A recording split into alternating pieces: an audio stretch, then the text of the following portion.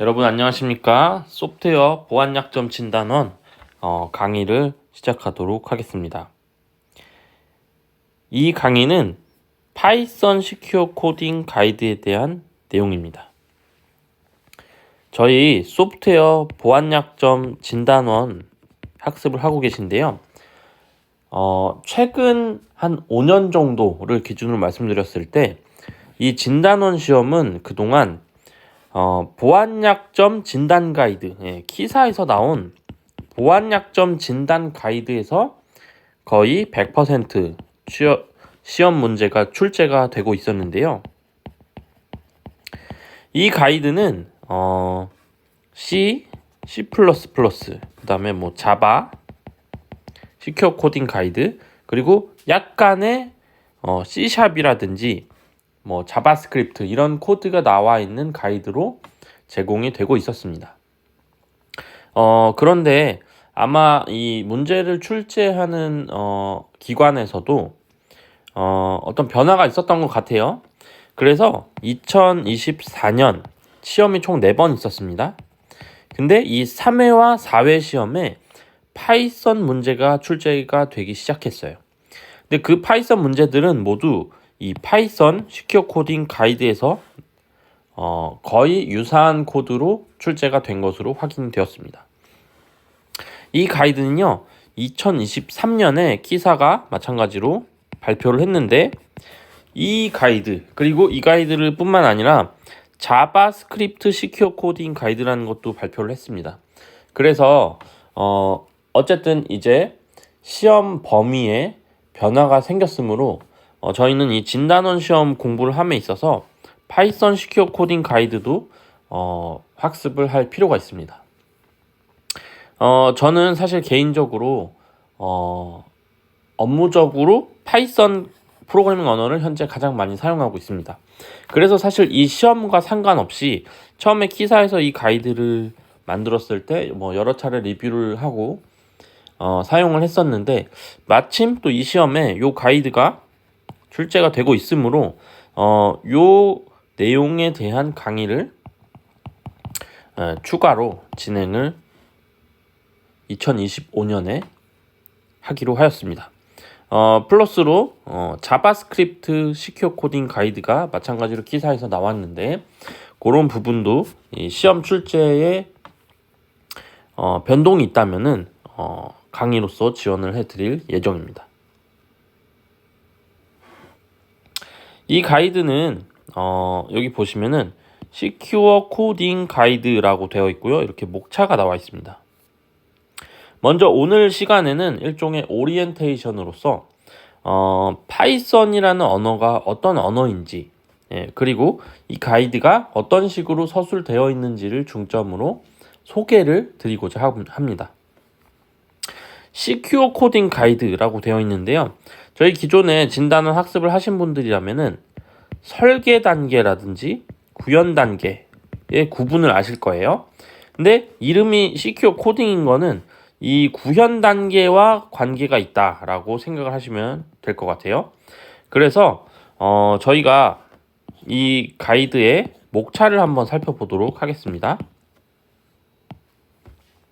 먼저 입력 데이터 검증 및 표현이라는 카테고리가 있고요. 여기에는 16가지 항목이 있습니다. 보안 기능 마찬가지로 16가지, 2개, 에러 처리 3개, 코드 오류 3개, 캡슐화 4개, API 오용 2개가 있습니다. 근데 저희가 기존에 소프트웨어 보안 약점 진단 가이드가 있죠. C랑 C++를 중심으로 한 이 가이드에 보시면은 항목 카테고리명이 똑같은데 이 개수가 조금 다르다라는 것을 아실 수가 있어요. 원래의 가이드는 17개가 있습니다. 근데 여기에서 보시면은 16번까지밖에 없습니다. 한 개가 없죠? 뭐가 없냐면은 메모리 버퍼 오버플로우가 없습니다. 이어서 보안 기능 16개 동일하고요. 나머지 다 동일한데 코드 오류가 원래는 총 5개가 있었어요. 근데 3개로 2개가 사라졌습니다. 뭐가 없어졌지? 여기 보면은 해제된 자원 사용이라는 게 있었고요. 이거를 use after pre라고 합니다. 그 다음에 또 한 가지는 초기화되지 않은 변수 사용 뭐 이런 항목이 있었는데 요 두 개가 없어졌다는 것을 알 수가 있어요. 그래서 5개가 아닌 3개로 바뀌었습니다. 그럼 여기 보시면은 왜 파이썬에는 버퍼 오버플로우라든지 그런 것들이 좀 없어져 가지고 개수가 좀 줄어들었을까라는 생각을 가지게 되실 거예요.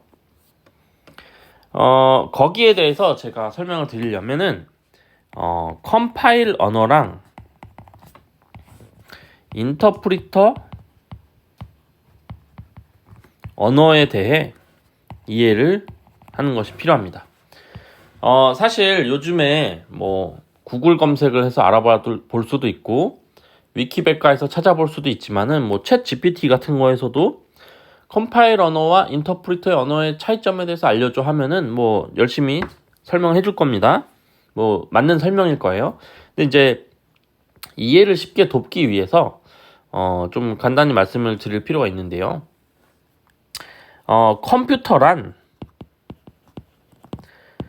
0과 1로 이루어진 내용밖에 이해할 수 없는 존재입니다. 사람은요, 말을 할 수가 있죠. 언어가 있잖아요. 그래서 뭐 프로그래밍 언어라고 말을 하는데 그것도 언어입니다. 근데 컴퓨터는 0과 1밖에 모른다고 말씀드렸어요. 그러면은 사람과 컴퓨터가 대화를 해야 되지 않습니까? 이거를 일종의 통역 내지는 번역이 필요합니다. 그래서 만약에 사람이 뭐 C 언어로 대표되는 프로그래밍 언어를 이용해서 소스 코드를 작성을 하면은 프로그래밍 개발 도구가 있죠. 그 개발 도구가 이런 통번역 담당을 해주고 그거를 컴파일러라고 합니다.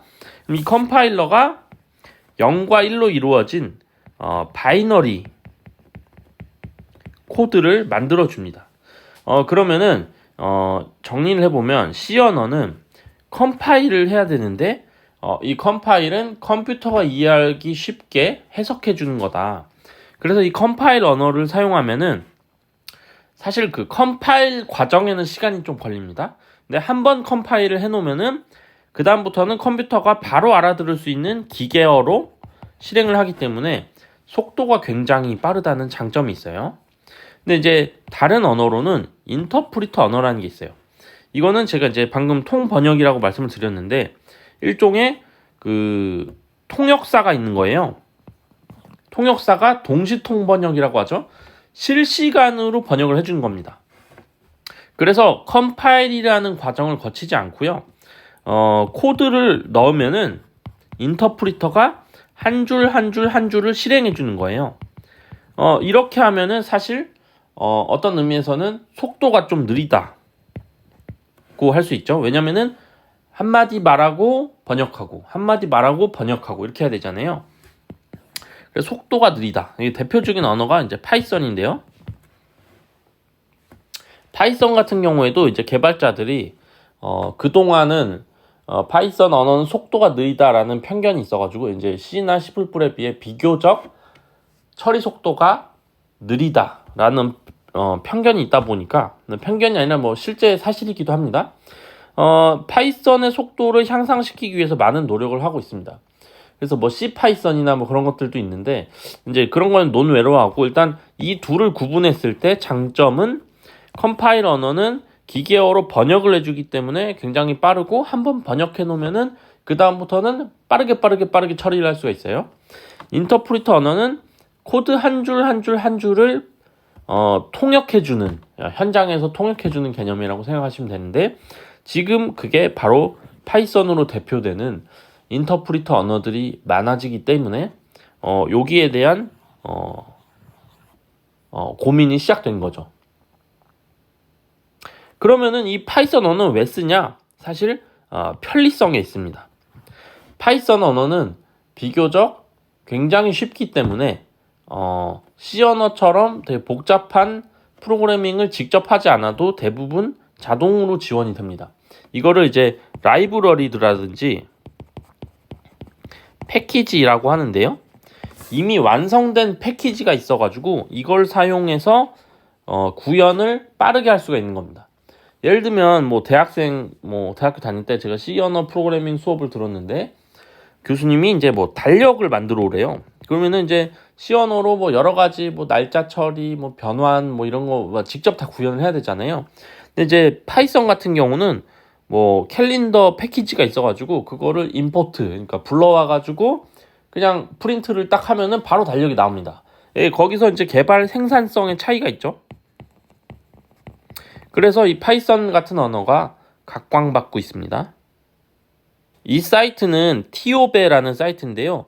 프로그래밍 언어의 순위를 측정해주는 사이트라고 생각하시면 됩니다. 2025년 1월 자료예요. 가장 최신 자료라고 볼 수 있는데요.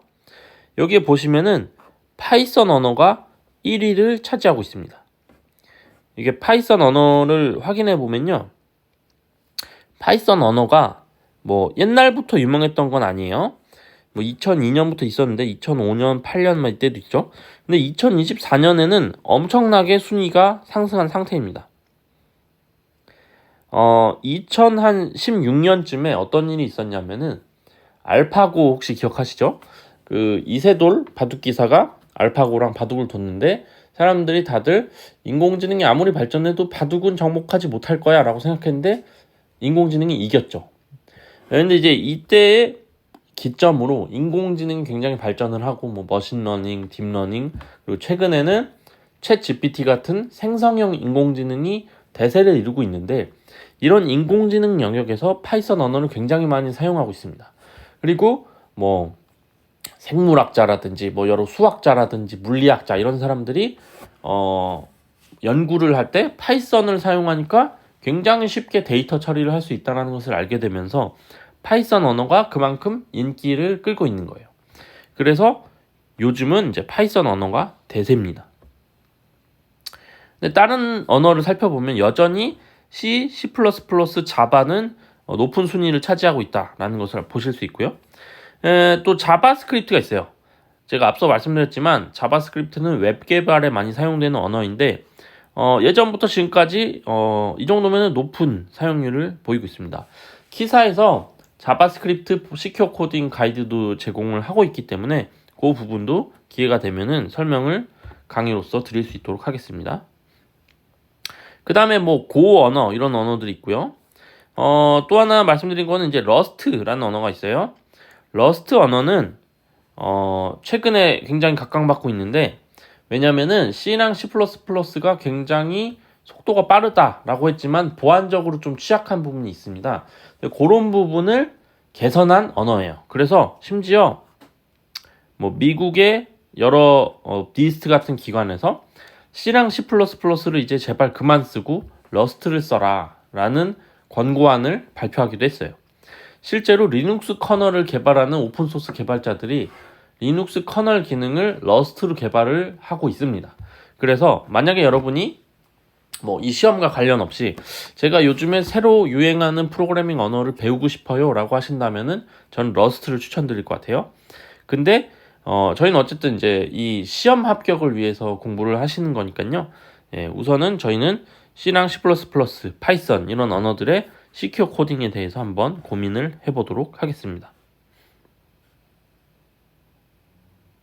네, 다시 돌아와서 C랑 C++가 있는데 파이썬 언어가 있다고 말씀을 드렸어요. 그러면은 C랑 C++ 언어는 속도가 빠르다라고 제가 말씀드렸어요. C 언어의 특징 뭡니까? 파이썬의 차이점.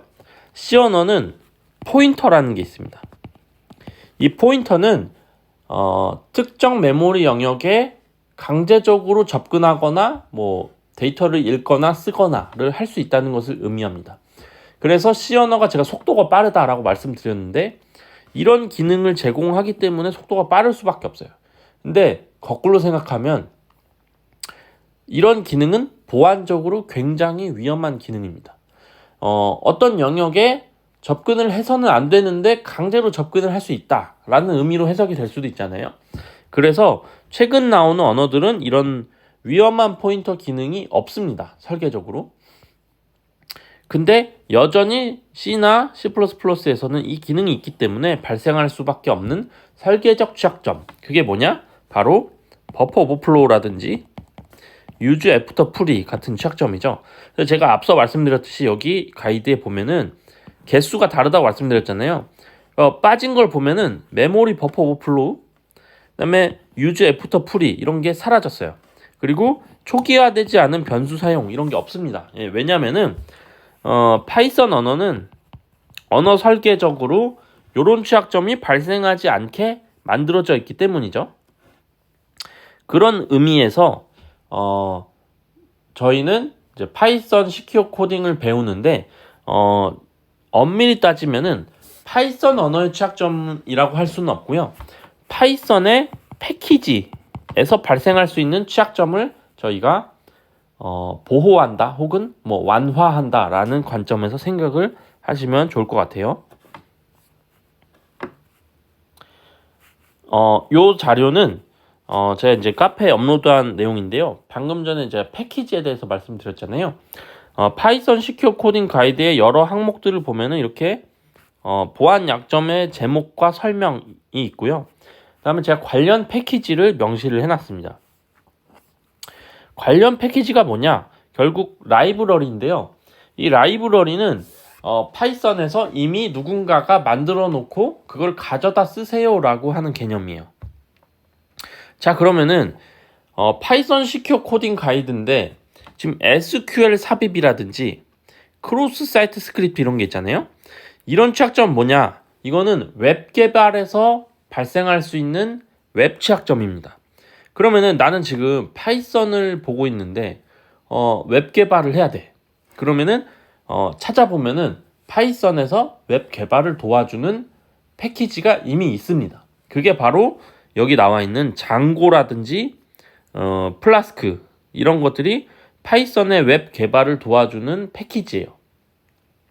근데 이 패키지에서 크로스 사이트 스크립트가 발생할 위험이 있으니까 그런 확률을 줄여야 한다. 그거를 바로 시큐어 코딩이라고 하는 거죠. 다시 정리하면은 파이썬의 시큐어 코딩은 엄밀히 말하면은 막 뭐 버퍼 오버플로우나 이런 파이썬 언어에서 발생하는 게 아니고요. 파이썬의 여러 패키지들 중에 특히 웹 프로그래밍 관련된 걸 도와주는 장고라든지 플라스크, 그 밖에 뭐 OS, 뭐 서브 프로세스 이런 다른 패키지들, XML, 뭐 LDAP 이런 패키지들이 있을 거잖아요. 파이썬에서 제공하는 그 패키지들을 뭐 잘못 알고 사용하거나 실수했을 때 발생할 수 있는 여러 보안 취약점들이 있는데 그것들을 발생하지 않도록 완화하는 것을 목표로 하고 있다라고 생각하시면 될 것 같아요. 그래서 다시 정리하면은 여기 가이드에는 입력 데이터 검증 및 표현, 보안 기능 뭐 이런 여러 가지 취약점 카테고리들이 있고 이러이러한 것들을 어떻게 방지해야 되는지를 설명하고 있는 가이드입니다. 근데 이걸 실제로 읽어보면은 파이썬 언어라기보다는 파이썬의 특정 패키지를 사용했을 때 발생할 수 있는 어떤 문제들, 그런 것들을 저희가 안전하게 할 수 있도록 학습을 할 거고요. 특히 이 시험과 관련해서 그런 것들을 어떻게 해야 되는지를 다뤄보려고 합니다. 오늘 강의는 이제 이 가이드에 대한 설명과 일종의 오리엔테이션이라고 말씀드릴 수 있고요. 이제 본격적으로 여기 나와 있는 카테고리별로 제가 하나하나씩 관련된 파이썬 코드의 내용을 가이드에서 발췌를 해서 설명을 드릴 수 있도록 하겠습니다. 네, 그러면 다음 강의에서 뵙도록 하겠습니다.